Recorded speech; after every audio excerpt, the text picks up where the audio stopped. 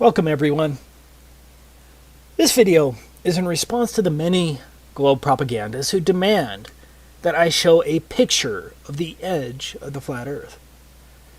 For the dozens of these ball-loving zealots with multiple sock puppet accounts who repeat this mantra daily, your demand is ridiculous.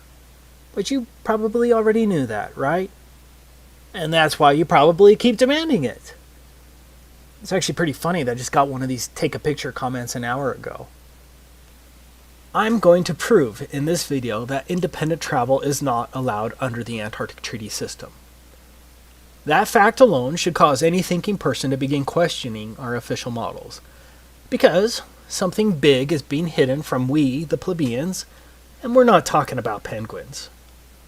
For most flat earthers, based on the information that we can reasonably gather, Antarctica constitutes the outer rim of the known world. In other words, Antarctica is likely the shoreline to all of the world's oceans. Like a ring magnet, north constitutes the center of our flat earth map, and south is every direction away from the northern center. And before I get a dozen comments claiming that such a magnet is impossible, here's a ring magnet shown here. Notice that south is in every direction away from the center north magnetic pole. This is where the 60th south parallel is on a Mercator map. This is the 60th south parallel on a potential flat earth azimuthal equidistant map. It seems that Antarctica constitutes the circular shore of the known world.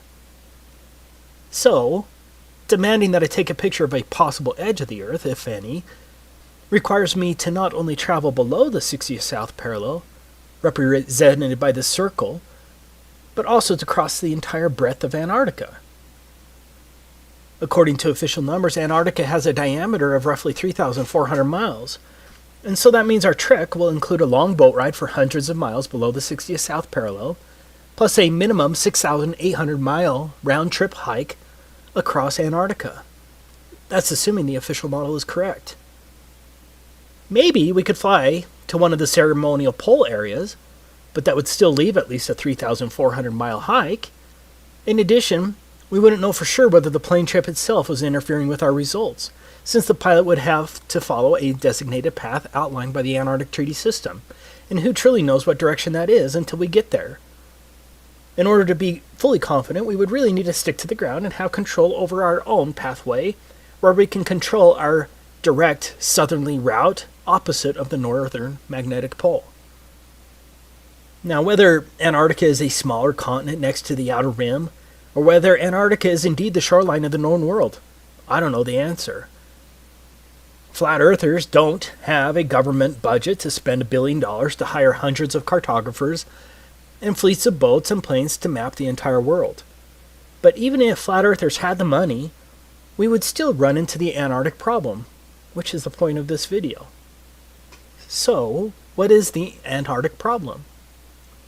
It is the fact that independent travel is not allowed below the 60th south parallel in any reasonable manner to make any determination as to whether Antarctica is the shoreline boundary circumscribing the known world, or whether Antarctica is simply a continent a little north of the true but unnamed southerly shoreline of the Earth's oceans.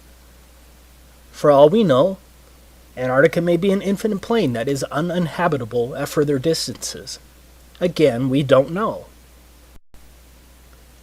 But, as I will describe in this video, I suspect that Antarctica is the shoreline circumscribing the known world due to the unbelievable restrictions placed on travel there. Excluding a couple of questionable claims, the total lack of north-south circumnavigation only proves the same. But if I'm not allowed by our governments to independently travel below the 60th south parallel and then to traverse Antarctica over 6,800 miles, then I cannot take a picture of a theoretical edge, dome, or those other lands beyond the South Pole, whatever the case may be. But you probably don't quite grasp how much area is really being blocked off under the Antarctic Treaty System. Let's look at it from the alleged 60th north parallel, because this will give you an idea of the tremendous area blocked off to independent exploration. This is the area of the 60th north parallels. As you can see, the 60th North parallel includes all of northern Canada, Alaska, much of Russia, including St. Petersburg and other major cities, Finland, Sweden, Norway, Iceland, Greenland. It is huge. Now, why in the world is this much area blocked off at the south? Do you really think it's because of penguins?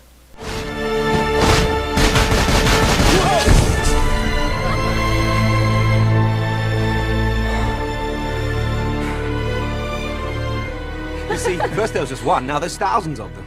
Are they trying to tell us something? So what's the problem? Well, among other things, we are messing with their food chain. And we have got to do something about it. We suggest a ban on all marine harvesting. Do you think the child propaganda from Happy Feet is true? The Antarctic Treaty was executed in 1959 and has been in place ever since. Think about it.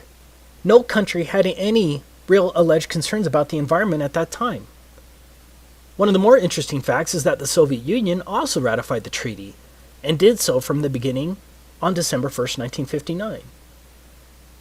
Do you really think the Soviets were truly concerned about the penguins and the fragile Antarctic environment? In other words, America, the USSR, and the rest of the major countries of the world remained partners in generally closing Antarctica throughout most of the so-called fake space race, the Cuban Missile Crisis of 1962, the fake moon landings, most of the Cold War, the Vietnam War, the Six-Day War, the Soviet-Afghan War, and the collapse of the Soviet Union, which at that time Russia continued as a signatory in 1992.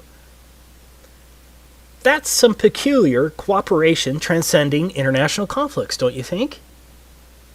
Do you really think that the vast resources and strategic military benefits of Antarctica were multilaterally put aside because of penguins? Even North Korea has been a signatory since 1987. For some strange reason, the Antarctic Treaty has remained sacrosanct for nearly 60 years, regardless of worldwide conflicts. For the reasonable, objective person, alarm bells should be going off right now. As I was preparing this video, I found something else that's interesting.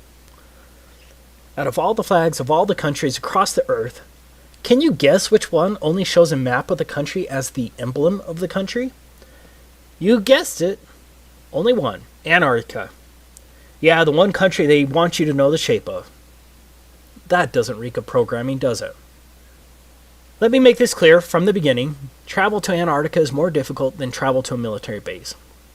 Sure, the military base may have a visitor shop near the entrance, but if you go beyond that visitor shop or another designated travel area without clearance, you're going to get arrested, or something worse. I'm sure I already have a few globe shills ready to pounce, armed with various inanities to counter my statement, but let's ignore the global spin. This video is about evidence and facts and the reasonable assumptions based thereon. So let's decide to take a theoretical trip across Antarctica to find the edge, if any. I'm not talking about going to the visitor center along the edge of Antarctica, or an overly expensive cruise to a small ice shelf along the edge with a small excursion, or a flight to one of the multiple ceremonial poles, and then straight back again. Yeah, that's not strange at all. I must reiterate, because I will get a dozen comments telling me to take a cruise or that someone's best friend went to Antarctica. I am not talking about a trip to one of the few designated tourist locations of Antarctica. I'm talking about a real trek, pointed directly south across the entire 3,400-mile breadth of Antarctica and back again to determine whether Antarctica circumscribes the known world and to possibly determine whether there's an edge, a dome, or whatever, and then take a picture of it. I'm talking about repeating the trek of Admiral Byrd and discovering that area as big as the United States that has never been seen by a human being on the other side of the South Pole, full of minerals and such just waiting to be explored.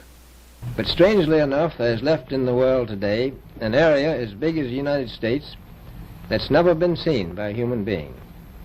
And that's beyond the pole on the other side of the South Pole from Middle America. And I think it's quite astonishing that there should be an area as big as that unexplored. Okay, let's get started with our theoretical trip. So what is required to trek across the entire breadth of Antarctica? Now, I'm in the United States, and so we're going to examine it from the position of a slave of the U.S. But the rules are going to be the same for all 53 signatory countries of the Antarctic Treaty, and everyone else, since these countries all enforce the same provisions. To begin with, we need to understand that anything below the 60th south parallel is referred to as the Antarctic Treaty Area. What does that mean? That means I'm generally not allowed within hundreds of miles of Antarctica, from approximately 400 to 900 miles, without obtaining a permit to do so. Now, the U.S. government has recorded that some sailors have seen the mountain ranges of Antarctica at 300 miles distance while sailing. Of course, 300 miles should be impossible on the globe with a curvature drop of 11.4 miles, but the 60th parallel is between 400 and 900 miles away from the shoreline of Antarctica. Even under a flat Earth, that's a lot of lower atmosphere to see through, also referred to as atmospheric extinction factor, and a lot of angular size reduction.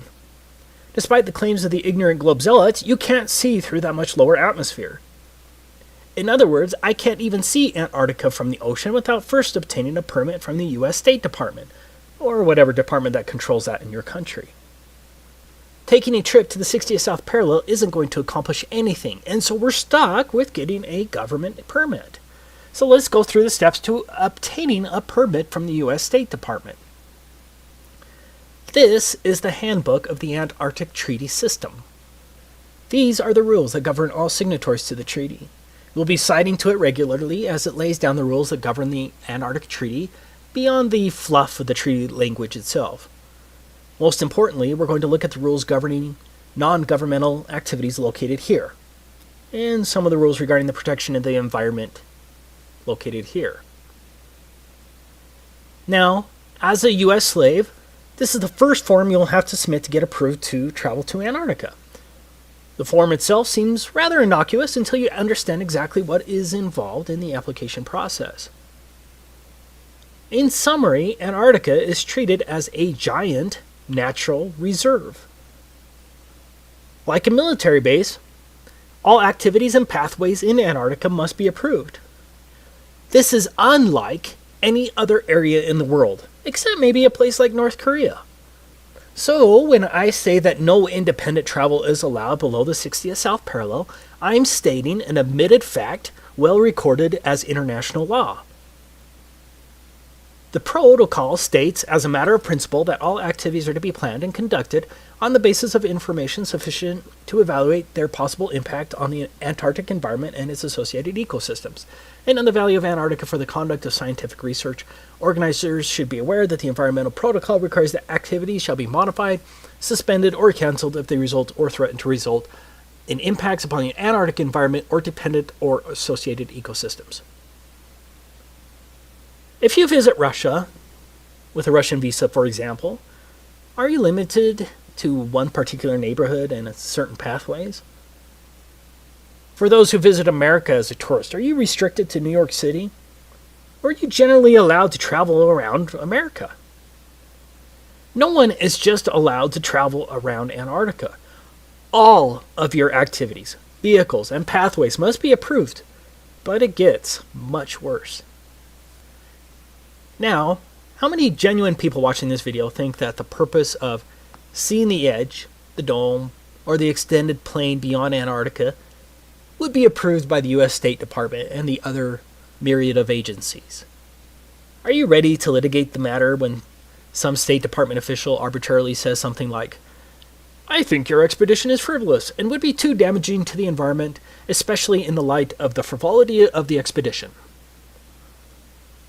I don't think a court will overturn that decision, especially when treaty law supersedes any rights you may think you have. So, we're going to have to come up with some fake expedition that will somehow get approved. Let's say we're a tree-hugging Luciferian geologist conducting a comprehensive analysis of the global carbon footprint on Antarctica and its flora and fauna. I think that sounds plausible, and so we could hypothetically fake our way in with respect to our purpose, but it will be tricky. Okay, I'm not advocating that anyone break the law. This is all theoretical. That brings us to the next point. Entire swaths of land are entirely off limits to all travel. These are called specially protected areas. It's pretty much guaranteed that no one is going to get a permit to go through a specially protected area.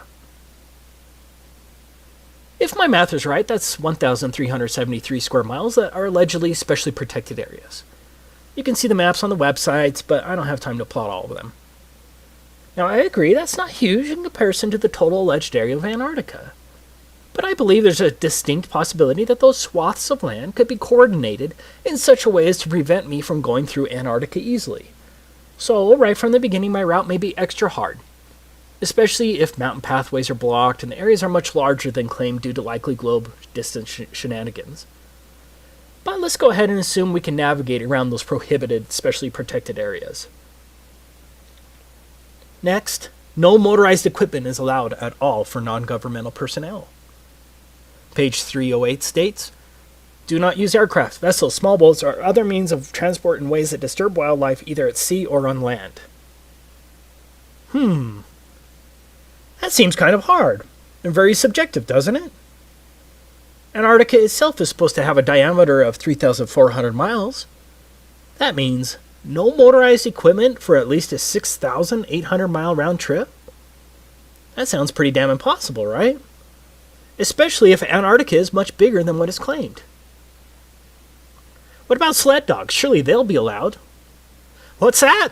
Sled dogs aren't even allowed? Okay, so our trip is now limited to a very long hike in insanely harsh conditions over an extreme rise of elevation. On a side note, Antarctica has the highest average elevation of any alleged continent, but I'm sure that's just coincidence, right?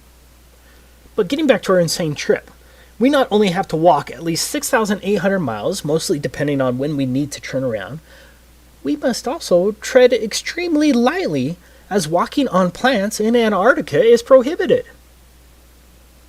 I can't damage plants or frighten wildlife on a 6,800 mile journey in a wilderness? I wonder if the Lewis and Clark expedition was limited by such requirements.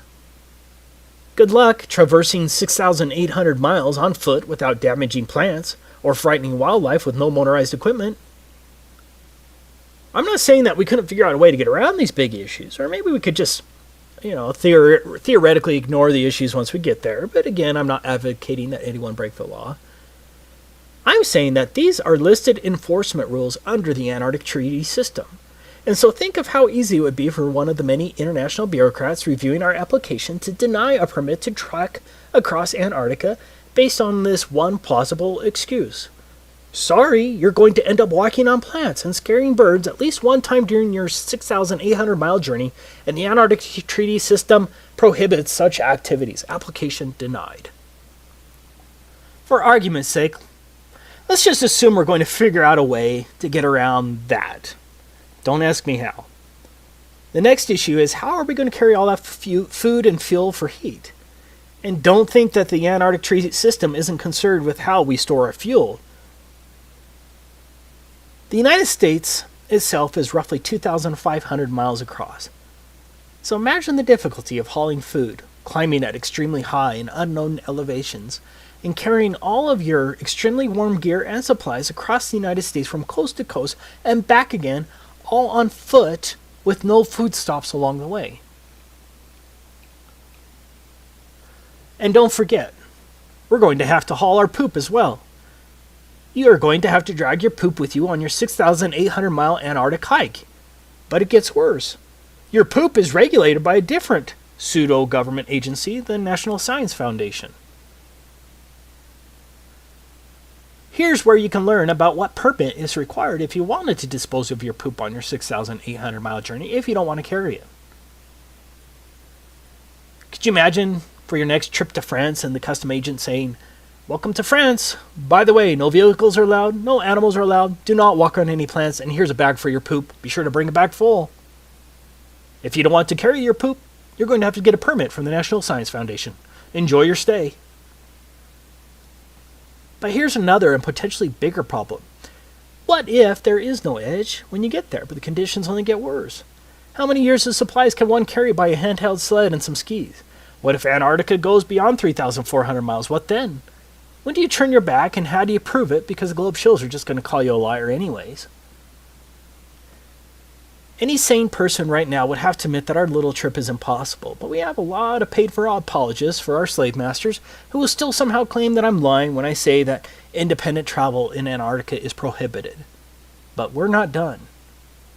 Going back to our form DS4131, in addition to disclosure to other parties to the treaty, the information provided may be shared with the U.S. Environmental Protection Agency to ensure compliance with 40 CFR Part 8 Environmental Impact Assessment of Non-Governmental Activities in Antarctica, as well as with other relevant U.S. agencies. This brings us to one of the most important issues facing us. What is an environmental impact assessment? No country, even North Korea, would ever require an environmental assessment before traveling across their country. It's insane. Here's the definition of an environmental impacts assessment in the U.S. Code of Federal Regulations. Environmental impact assessment means the environmental review process required by the provisions of this part and by Annex 1 of the Protocol, and includes preparation by the operator and U.S. government review of an environmental document and public access to and circulation of environmental documents to other parties and the Committee on Environmental Protection as required by Annex 1 of the Protocol.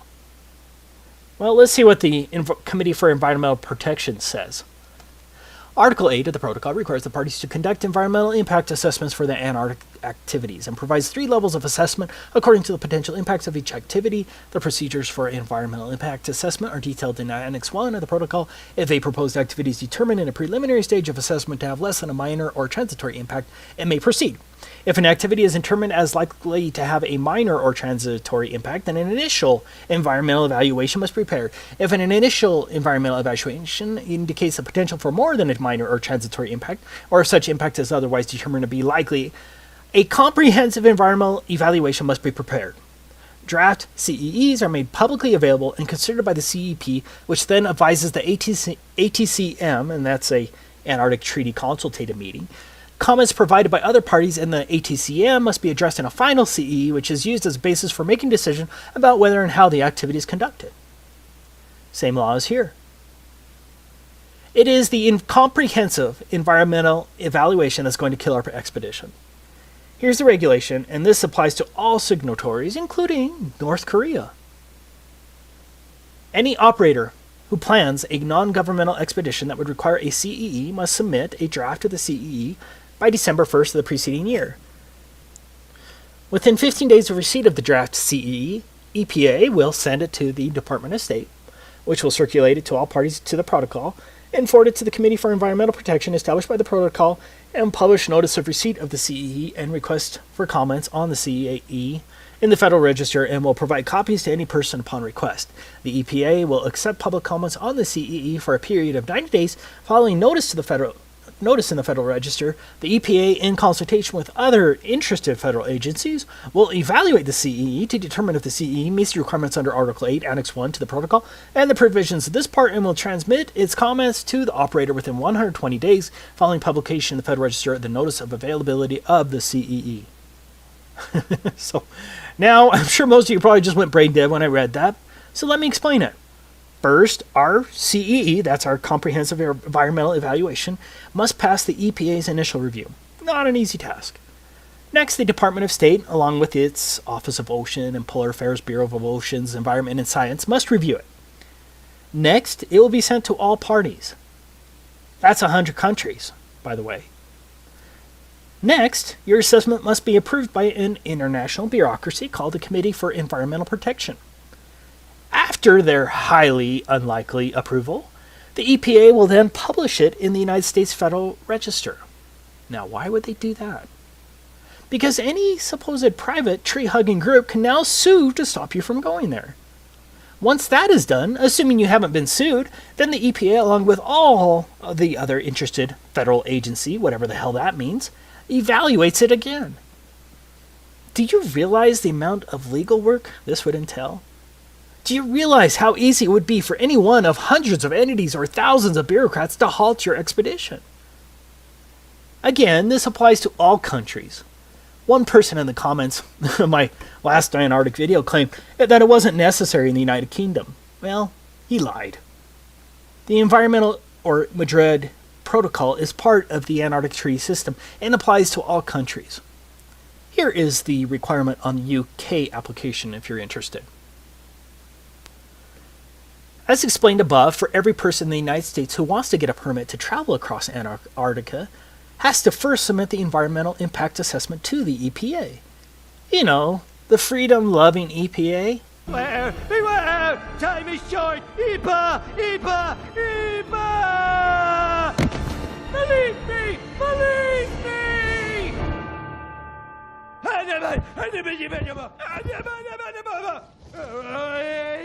Thanks for listening. Lost them, sir. Well, then you find them, and you get them back in the dome. And to make sure nobody else gets out, I want roving death squads around the perimeter 24/7. Do you know what the environmental impact statement costs? This is very similar. A typical environmental impact statement costs from $250,000 to $2 million. And those are a lot easier than this comprehensive environmental analysis required under the Antarctic Treaty. For us, the biggest problem is that you would have to incur the expense of the environmental impact assessment before you know if you're denied, due to whatever arbitrary claim a bureaucrat can think of. Do you see how difficult this environmental assessment will be? How would one know the environmental impact on an area which you've never been to, and very little information would be available? With a normal environmental assessment, you'd be able to send an engineering firm to the location to make the assessment with attorneys who would draft the statement. In this case, you can't send an engineering firm all the way to Antarctica, and so you have to hire Antarctic experts who have been to the same places you're planning on walking through. Now, how many of those do you think there are? I say that we can safely assume that the price of getting an environmental impacts assessment approved by the EPA and the international agency would cost millions, assuming no supposed private group sues you once it's published in the Federal Register. Do you have more than $2 million to spend for an environmental impact assessment? And then, what if the EPA or the Committee for Environmental Protection or one of the other agencies says no? Maybe that not enough information was provided. Are you ready to spend another $2 million to fight that in court? But you still have to have your purpose approved. Do you see the problem there? You would likely spend millions on getting the environmental impact statement, only later to have some official at the International Committee for Environmental Protection reject your purpose in Antarctica. You would truly gamble millions in this silly endeavor. To learn more about the environmental assessment procedures with the Committee for Environmental Protection, you can research it here. See also, let's get to the final issue we're going to run into. 7 countries claim territorial rights to various parts of Antarctica. Argentina, Australia, Chile, France, New Zealand, Norway, and the United Kingdom all maintain territorial claims in Antarctica. I did find it interesting that the USSR never claimed territorial rights to Antarctica. Yeah. I'm willing to bet that my trip across Antarctica is going to need other permits from other countries based only on territorial claims. Getting more permits or visas from other countries who have alleged territory in Antarctica? Yeah, that shouldn't add too much to our already strained budget. Now, just for the propagandist who's going to claim that's not true, I quote, "The Antarctic Treaty puts aside the potential for conflict over sovereignty by providing that nothing that occurs while the treaty is in force will enhance or diminish territorial claims." Meaning, the territorial claims trump. So, the next dumb shill who demands that you take a picture of the edge or that anyone can go to Antarctica and see for themselves that it's a continent, be sure to point out what a damn idiot they are, and then share this video because everything in here is fact that anyone can look up, and I'll try to have all the links in the description. Of course, the lying minions from the Ministry of Truth will spin and call you names, but at least the rest of the world will see the liars for who they truly are. This is Taboo Conspiracy, signing off. In case I don't see ya. Good afternoon, good evening, and good night.